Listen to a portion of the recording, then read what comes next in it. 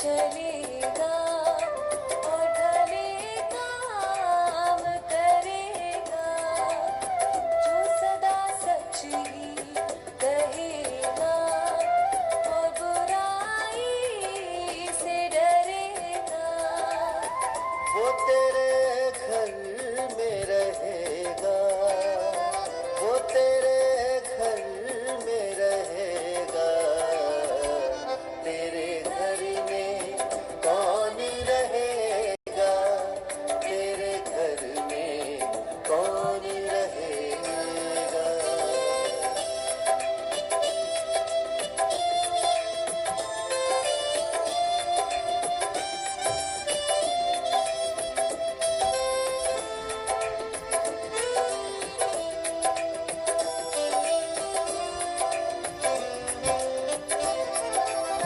न दोस्तों की बदी में, न पड़ोसी की बुराई। वो जो डरते हैं खुदा से, उनकी करता हो बढ़ाई।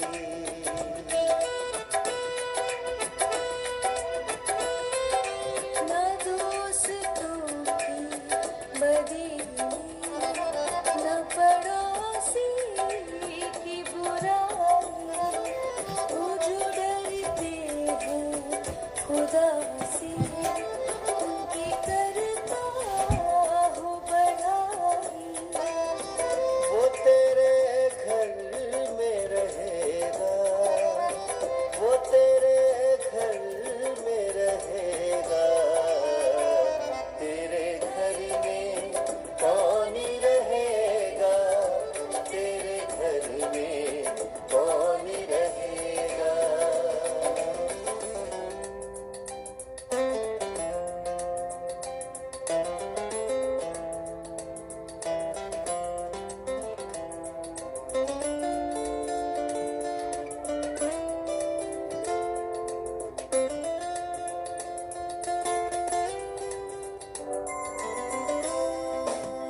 जो कसम खा के न बदले, चाहे नुकसान वो उठाए। जो चले राह खुदा की, कभी ठोकर वो न खाए।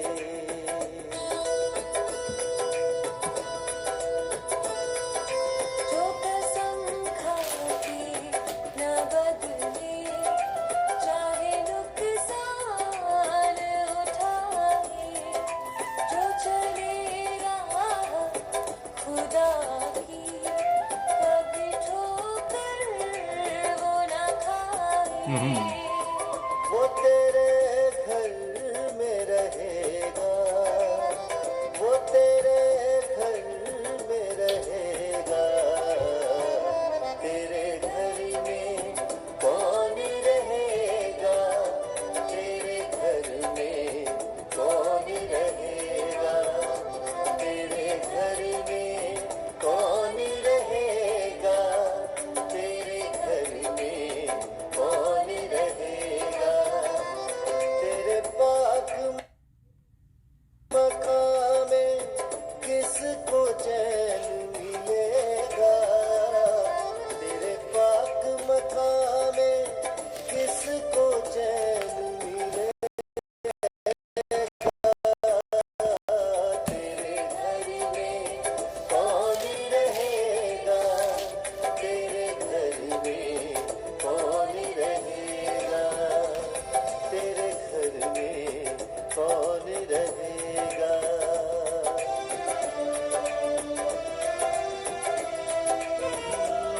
तेरे घर में कौन रहेगा।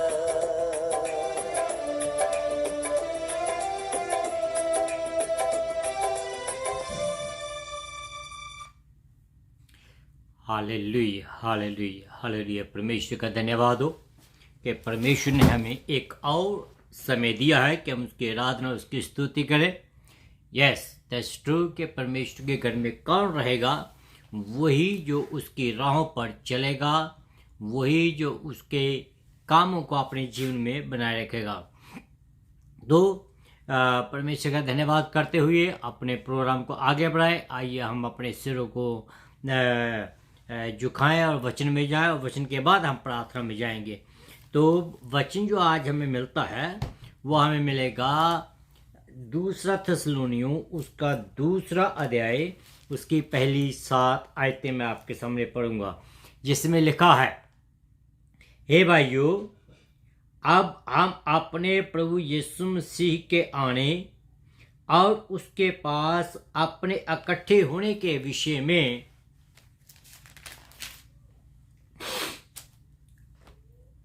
तुझसे विनती करते हैं कि किसी आत्मा या वचन या पत्री के द्वारा जो कि मानो हमारी ओर से हो, ये समझकर कि प्रभु का दिन आ पहुंचा है,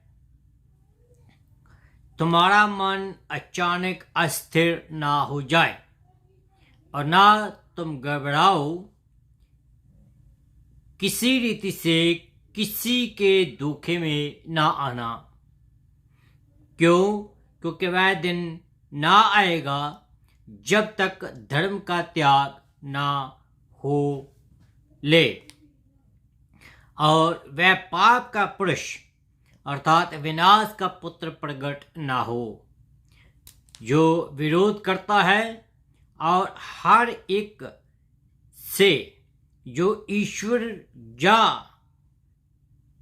पूज्य कहलाता है अपने आप को बड़ा उठाता है, जहाँ तक कि वह परमेश्वर के मंदिर में बैठकर अपने आप को ईश्वर ठहराता है।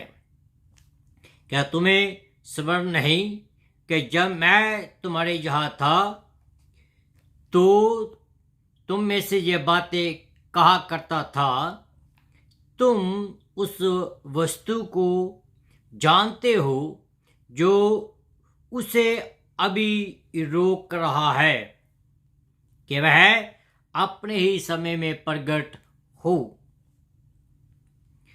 क्योंकि अधर्म का भेद अब भी कार्य करता जाता है, पर सभी एक रोकने वाला है, और जब तक वह दूर ना हो जाए वह रोके रहेगा। खुदावंद अपने वचन के पढ़े और सुने जाने पर आशीष दे, आमीन।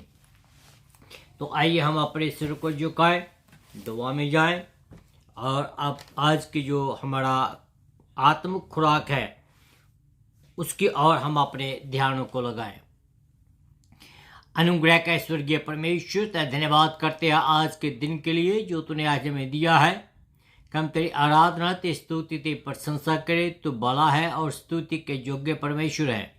सारा इज्जत और जलाल प्रभु हम तेरे नाम को देते हैं। खास करके मैं तेरा धन्यवाद करता हूँ रात के हिफाजत के लिए और इस सुबह की रोशनी के लिए खास करके ये अवसर के लिए जो तूने मुझे दिया है कि मैं तेरे वचन की मुनादी करूं और तेरे लोगों तक तेरे वचन की खुशखबरी का प्रचार कर सकूं। मैं अपने आप को, अपने पूरे परिवार को तेरे हाथों में देता, अपने मेहमान के लिए इस्तेमाल कीजिए। जितने भी लोग इस वचन को सुन रहे हैं या बाद में सुनेंगे, उनको भी अपने हाथों में ले बहुत ऐसे बरकते से मालूमाल कीजिए। उन दीजिए प्रभु जी के जिन लोगों ने अभी तक तुझे स्वीकार नहीं किया है, आज का वचन सुनकर वो तुझे स्वीकार करें। मैं प्रार्थना करता हूँ प्रभु जी, अगर हमारी ऑडियंस से किसी को जॉब की ज़रूरत है जॉब दीजिए, अगर किसी को पैसे की ज़रूरत है पैसा दीजिए, अगर कोई प्रभु जी अपने परिवार के कारण परेशान है, उसके परिवार के बीच में रेस्टोरेशन लेके आ रहा है पिता परमेश्वर। अगर प्रभु जी किसी को किसी भी किस्म की परेशानी है, उस परेशानी को दूर करें और अपना शांति का पैगाम और अपनी शांति का आत्मा उन घरों में उड़ेलें। मैं प्रार्थना करता खास करके नौजवान बच्चों के लिए जो स्कूल जाते हैं, प्रभु जी होने दीजिए कि उन बच्चों को हर एक बुरी आदत से बचा के रखें, हर एक बुरी संगत से बचा के रखें, और पिता परमेश्वर उनको अपनी महिमा के लिए इस्तेमाल करें। मुझे प्रभु जी के वो अपने जीवन के द्वारा तेरे नाम की गवाही दे सके। तो भला है और स्तुति के योग्य परमेश्वर है। सारा इज्जत और जलाल हम तेरे ही नाम को देते हैं। प्रार्थना यीशु मसीह के नाम से मांगता हूँ, आमीन एंड आमीन। Hallelujah hallelujah. तो मैं अपनी रीति के मुताबिक प्रभु यीशु मसीह के पवित्र मीठे और मधुर नाम से आप सबको जय मसीह की कहता हूँ। Good morning, good afternoon, good evening, good night, जहाँ जहाँ भी हैं उसी के मुताबिक मैं आपको ग्रीटिंग्स भेजता हूँ। और इसके साथ साथ मैं आप सबका द लिविंग वाटर प्रोग्राम जो आपकी खिदमत में एवरी फ्राइडे सैटरडे लेकर आता हूँ। और आप सब लोगों के लिए मैं परमेश्वर का धन्यवाद करता हूँ कि आप लोग इस प्रोग्राम को सुनते हैं और इस प्रोग्राम को आगे शेयर भी करते हैं। इस प्रोग्राम के द्वारा आप आशीष भी पाते हैं, इसलिए मैं परमेश्वर का धन्यवाद करता हूँ। जैसे कि आपको मालूम है कि हम लोग दूसरा थिस्सलुनीकियों की किताब की स्टडी कर रहे हैं। तो आज हम दूसरे अध्याय की स्टडी करेंगे। उसमें बहुत सी खास बातें हैं जो हम आज देखेंगे, जो कि हमारे भविष्य के साथ जुड़ी हुई है। हमने जो हिस्सा अभी पढ़ा है उसमें बहुत सारी बातें हैं जिनको आज हम देखेंगे, जिनके ऊपर आज हम गौर करेंगे। और कुछ ऐसी बातें भी होंगी जो कि हम उसको कैरी ऑन करेंगे नेक्स्ट वीक। क्या आप इस बात से मेरे साथ सहमत होंगे कि आजकल बहुत जो गुनाह है, पाप है, वो बढ़ता जा रहा है। मैं सिर्फ कानून की बात नहीं करता हूं, लेकिन मैं उस पाप की बात करता हूं जो ज्यादातर हमारे जीवनों से संबंधित है और वो चीजें जो हम खुदा के वचन के उल्ट करते हैं, ऐसे गुनाहों की बात मैं करता हूं। तीसरे पद में लिखा है कि कोई तुम्हें किसी तरह का धोखा ना दे, क्योंकि वह दिन उस समय तक ना आएगा जब तक कि पहले धर्म का परित्याग ना हो, पाप पुरुष अर्थात विनाश का पुत्र प्रकट ना हो जाए। ये बात मैं क्यों कह रहा हूं? थिस्सलुनीकियों की कलीसिया के बीच में ये सवाल था और पौलुस उस सवाल को क्लैरिफाई कर रहा है, उस सवाल का जवाब दे रहा है और उनके मन में जो शंका थी उसी शंका को वो निकाल रहा है। अगर आप पहली 2 आयतें में देखें तो वहां पौलुस उनको चेतावनी देता है।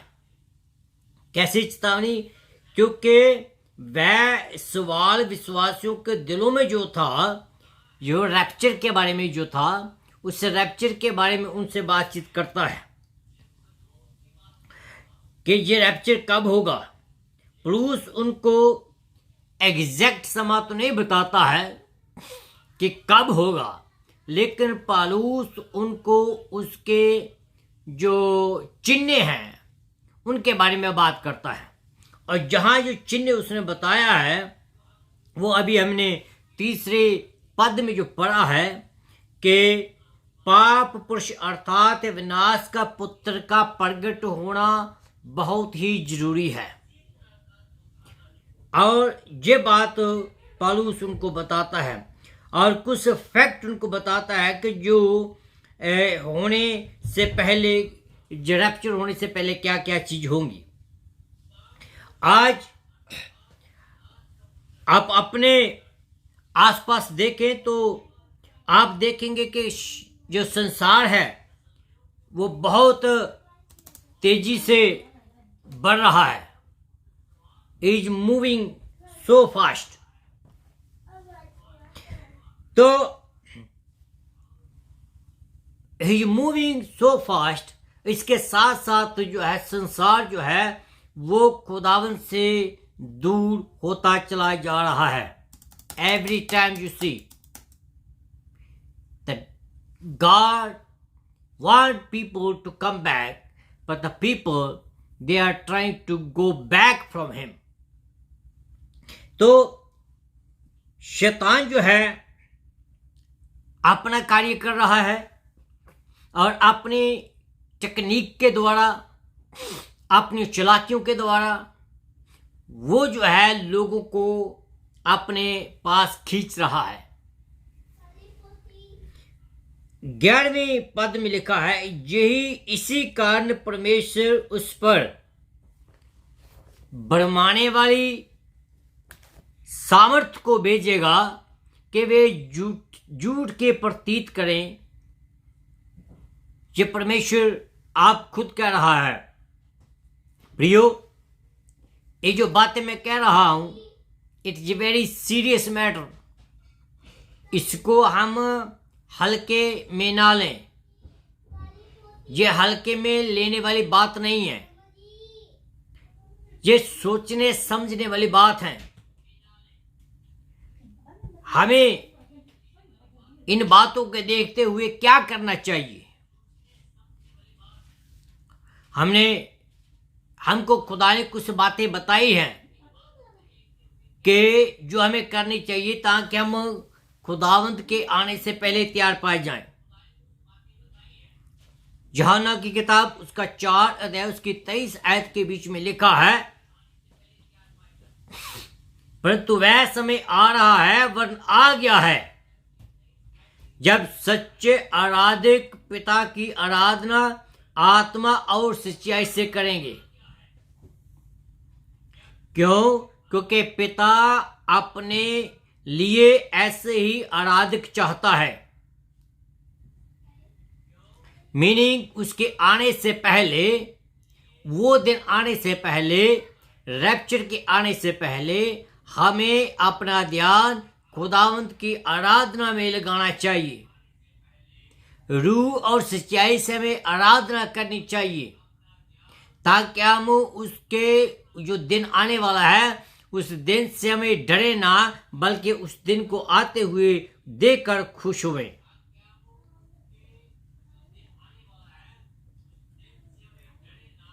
क्योंकि पिता अपने ऐसे ही आराधक चाहता है। परमेश्वर आत्मा है और जरूरी है कि उसके आराधक, उसकी उपासना करने वाले भी आत्मा और सच्चाई से ही उसकी आराधना करें। मैं संसार को, खास करके जो मुझे सुन रहे हैं, जो विश्वासी हैं, उनको कहता हूं कि अगर आप चर्च में जाते हैं और सच्चाई को नहीं ढूंढते हैं तो आप अपने आप को धोखा देते हैं। यस, ऐसा करना बहुत कठिन है। बहुत सारे लोग इस बात को अपने लिए मुश्किल का कारण समझते हैं, पर सच्चाई की बात आज अब जो हम कर रहे हैं, और ये सच्चाई है क्या? वचन में लिखा है बड़े साफ तरीके से कि जिस सच्चाई की बात हम कर रहे हैं वो कोई और नहीं बल्कि प्रभु यीशु मसीह खुद हैं। वो परमेश्वर जो आज से 2000 साल पहले हमें शिक्षा दिए करता था, वो आज भी वैसे ही है।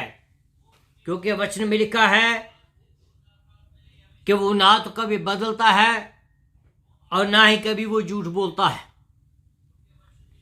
हिब्रू की किताब 13 अध्याय उसकी 8 आयत के बीच में इसको मिलता है हमें कि यीशु मसीह कल और आज और युग न युग एक ही जैसा है। तो सवाल ये पैदा होता है कि सच्चाई क्या है? उसका जवाब हमें जॉन की किताब 14 है उसकी 8 आयत के बीच में मिलता है 6 में। यीशु ने उनसे कहा, मार्ग, सत्य और जीवन मैं हूं। कहता कि मेरे द्वारा कोई पिता के पास नहीं जा सकता है। बस यही सत्य है, इसी सत्य को हमें प्रीच करना है।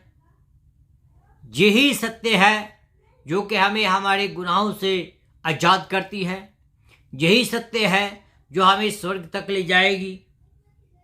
इसके बगैर अगर आपके पास कोई और सुसमाचार या कोई और अनुवाद लेकर आता है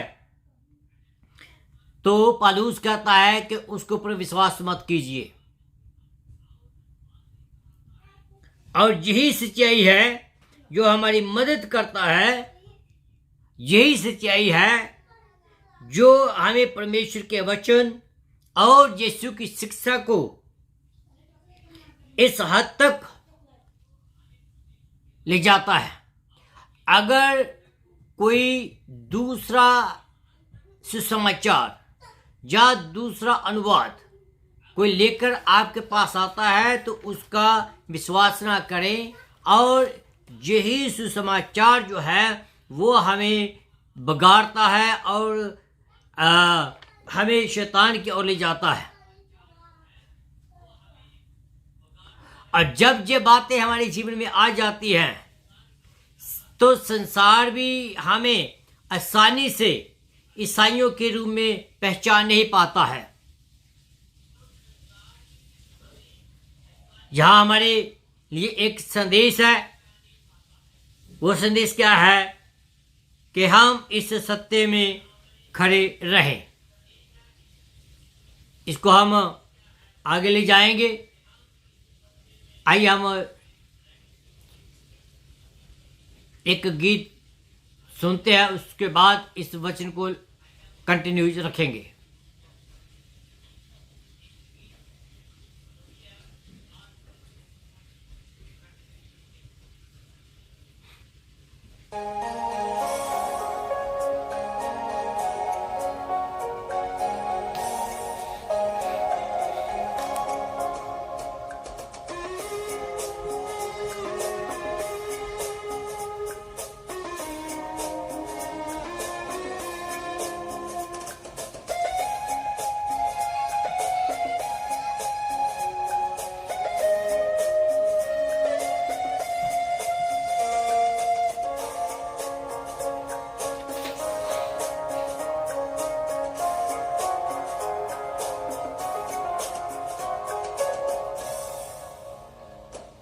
तुझसे मिली है जिंदगी, कैसे मेरा कहूँ।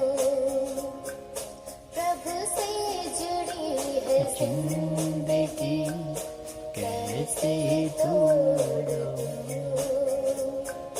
तुझसे मिली है जिंदगी, कैसे मेरा कहूँ। प्रभु से जुड़ी है जिंदगी, कैसे तोड़ दूँ।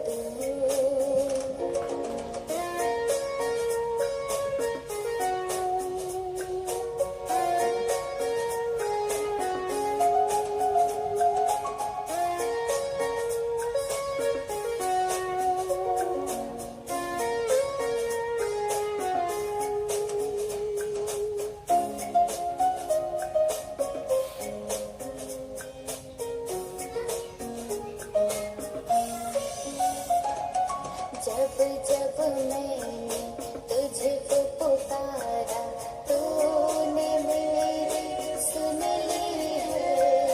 हाथ पकड़कर संग चलकर प्रभु ने राह दिखाई है।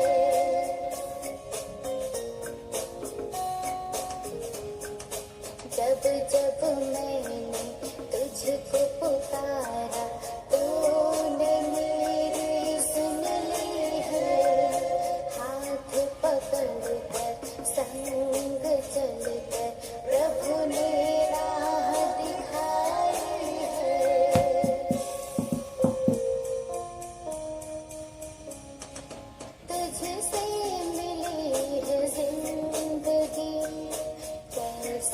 मेरा कहूँ, प्रभु से जुड़ी है जिंदगी, कैसे तोड़ दूँ।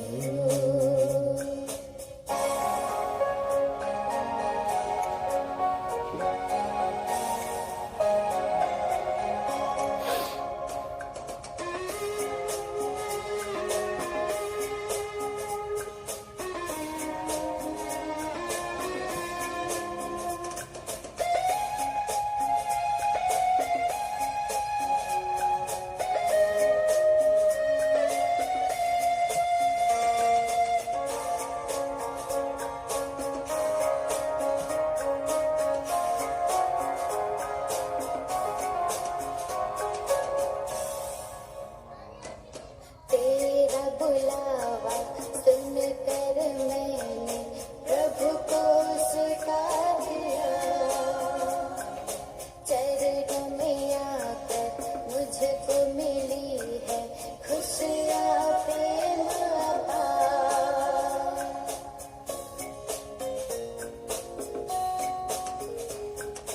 तेरा बुलावा सुनकर मैंने प्रभु को स्वीकार किया, चरणों में आकर मुझको मिली है खुशियाँ प्रेम अपार।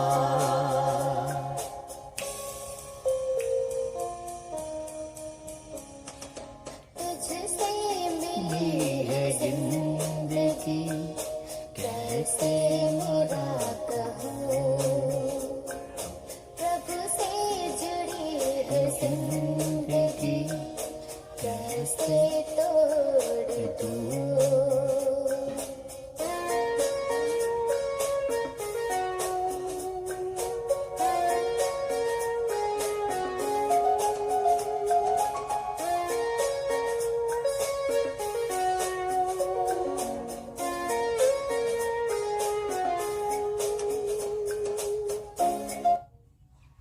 हालेलुया।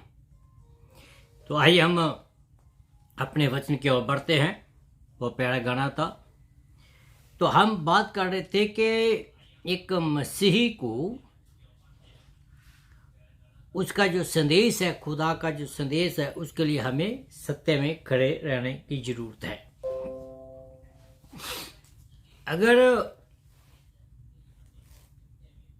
अगर आप इस बात को देखें, अगर इसको इंग्लिश में एक गाना था, शायद आपको पता हो या नहीं, स्टैंड अप फॉर जीसस।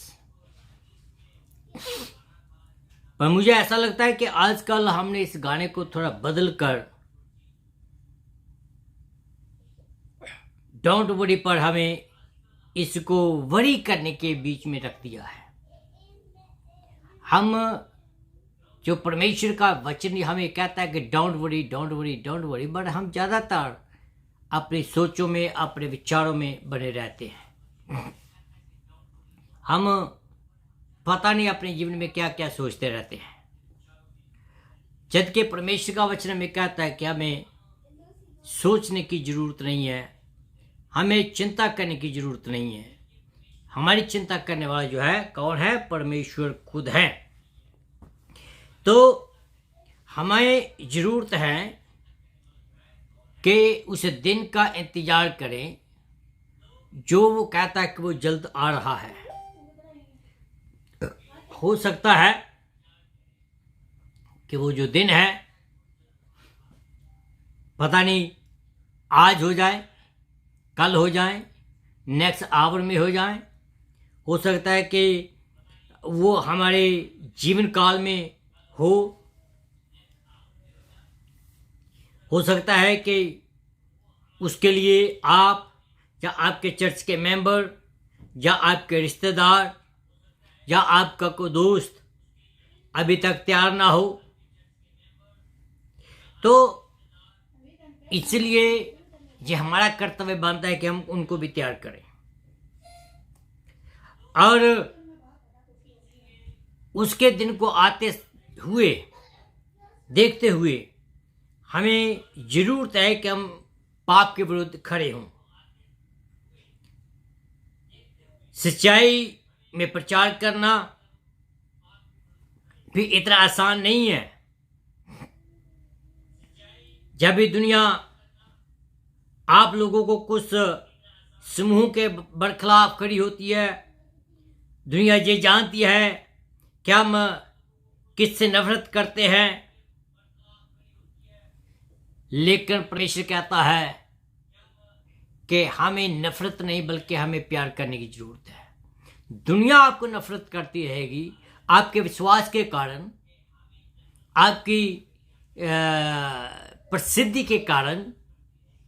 लोग आपको नफरत करेंगे कि आप मसीह का प्रचार करते हैं, लेकिन परमेश्वर कहता है कि हमें उन लोगों को भी प्यार करने की जरूरत है, क्योंकि यीशु कहता है कि इसको प्यार करो क्योंकि वो खुद प्यार है। अब हमें पाप के विरुद्ध खड़े होने का समय आ गया है। पाप को हमने मना करना है, ना करनी है, और यीशु के वचन को हमने ग्रहण करना है। अगर आप में कोई सवाल पूछना शुरू कर दें तो मुझे नहीं लगता कि उसको ज़्यादा टाइम लगेगा ये जानने के लिए कि आप विश्वासी है या नहीं। अगर आप हर एक बात विश्वास में या बाइबल से उस सवाल का जवाब देंगे तो वो आदमी एकदम ये समझ जाएगा कि ये आदमी विश्वासी है, जहां ये आदमी अपने विश्वास में मजबूत है। क्या हमारे में ऐसा कॉन्फिडेंस है कि हम दूसरे आदमी को उसके मुंह पर बाइबल में से उसका जवाब दे सकें? दूसरे शब्दों में, क्या आपको बाइबल का पूरा ज्ञान है?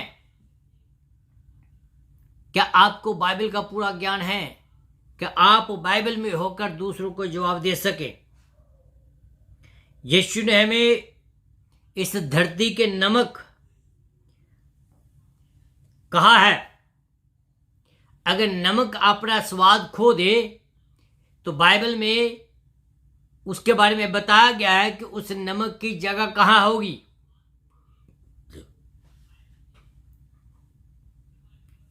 आपको मालूम है कि उसके बारे में कहा गया है कि उस नमक को बाहर फेंक दिया जाएगा, लोग उसको अपने पांव के थले रौंदेंगे। जब सच्चाई की बात आती है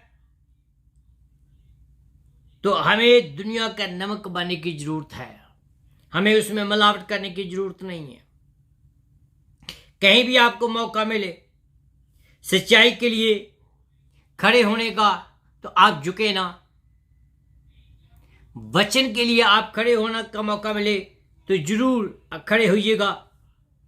ये भी सच है कि पहली कलीसिया जो थी उन लोगों ने उनके बीच में कुछ कमियां रह गई थी। कभी कभी छोटी छोटी गलतियां जो हैं जब हम कर देते हैं तो वो बहुत बढ़िया बढ़ जाती है। और उसके बारे में लिखा है, पर आज हमें खुदा के वचन के साथ क्या करना है? क्या हम सत्य की तलाश कर रहे हैं या नहीं? जैसे कि हम इस की तलाश करनी चाहिए वैसे हम उसकी तलाश करते हैं या नहीं, या बस हम सिर्फ फॉर्मेलिटी रूप पर परमेश्वर को मानते हैं। हमें कभी कभी कभी भी किसी को ठेस नहीं पहुंचानी चाहिए, ना अपने शब्दों से, ना आपके चाल चलन से, ना आपके खाने पीने से, ना आपके पहरावे से। बस हमें कोशिश ये करनी चाहिए कि हमें ऐसा जीवन व्यतीत करना चाहिए जो कि परमेश्वर के बीच में ऐसा जीवन हो।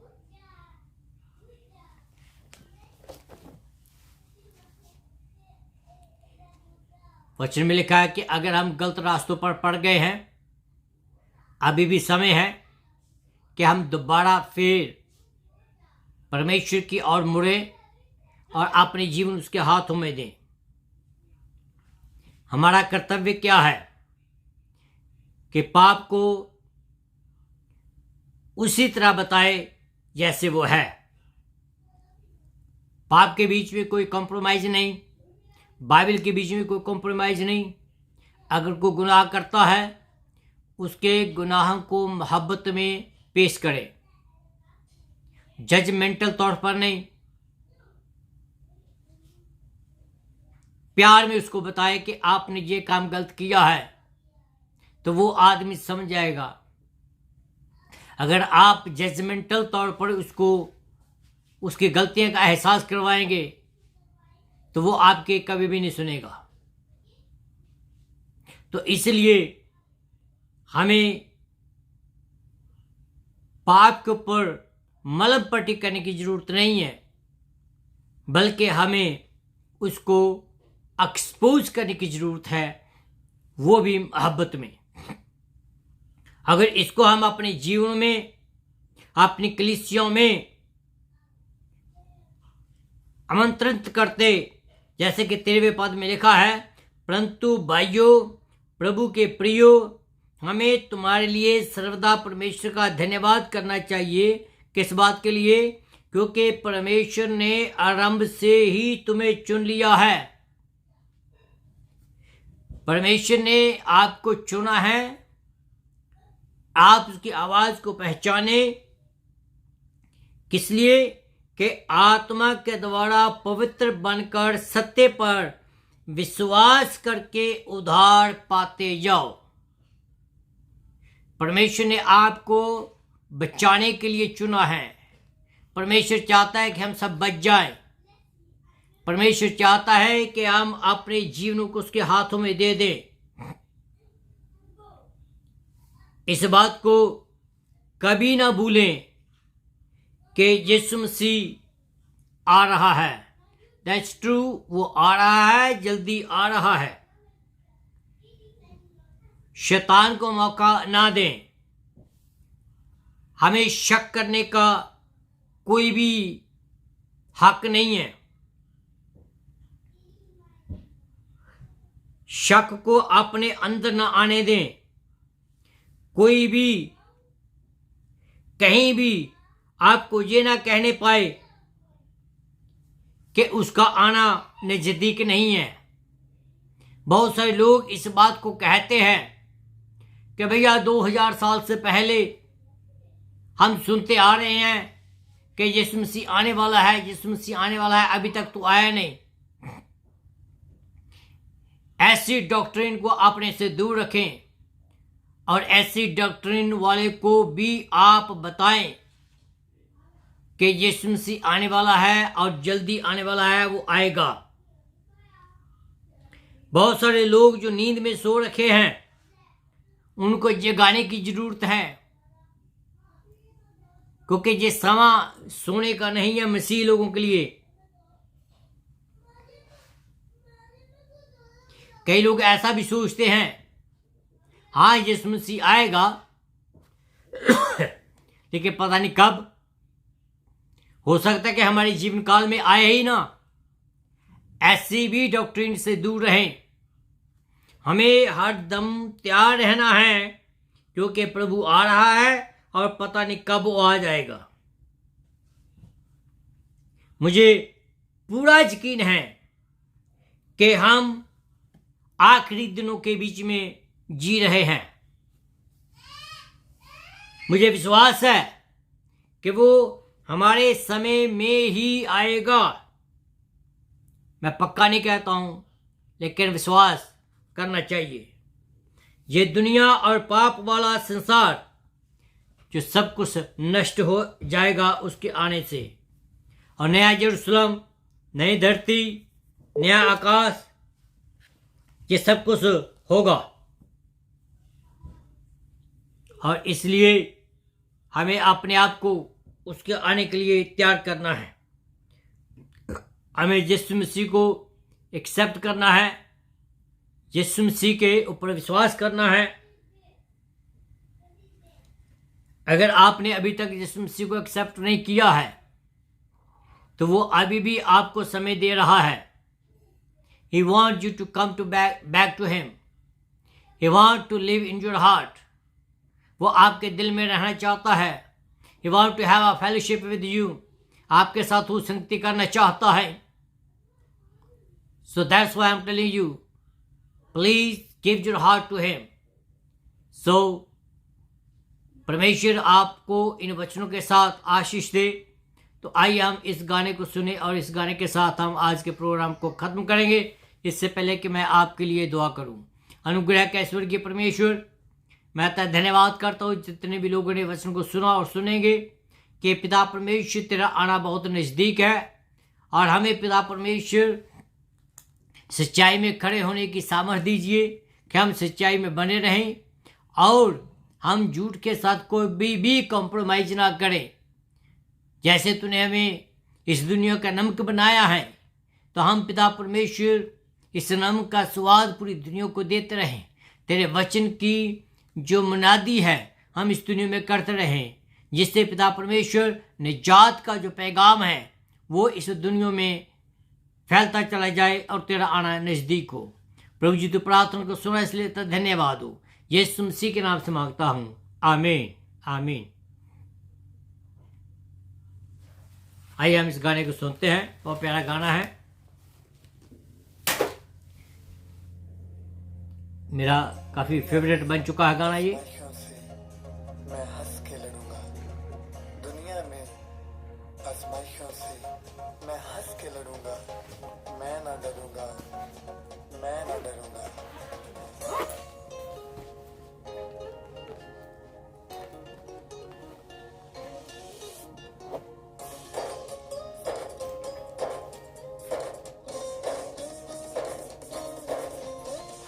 मैं ना डरूंगा, मैं ना डरूंगा, मैं ना डरूंगा. मेरा यीशु जो मेरे साथ है. मैं ना डरूंगा, मेरा यीशु जो मेरे साथ है. गिरने नहीं वो देगा मुझको, थामे मेरा हाथ है. गिरने नहीं वो देगा मुझको, थामे मेरा हाथ है. Please keep listening the song. Enjoy the program. फिर आपको नेक्स्ट फ्राइडे आपसे मुलाकात होगी. तब तक के लिए आप एक दूसरे से मोहब्बत करें, खुदा के वचन में बने रहें और खुदा आप में बना रहेगा. तब भी हम एक दूसरे के मोहब्बत कर सकते हैं और यीशु के चेले कहला सकते हैं. आमीन. चाहे आए आंधी, चाहे तूफान, चाहे घबराए सारा जहां. चाहे आए आंधी, चाहे तूफान, चाहे घबराए सारा जहां. फिर भी हाथ वो मेरा थामे, मुझको ये विश्वास है. मैं ना डरूंगा, मेरा यीशु जो मेरे साथ है. मैं ना डरूंगा, मेरा यीशु जो मेरे साथ है.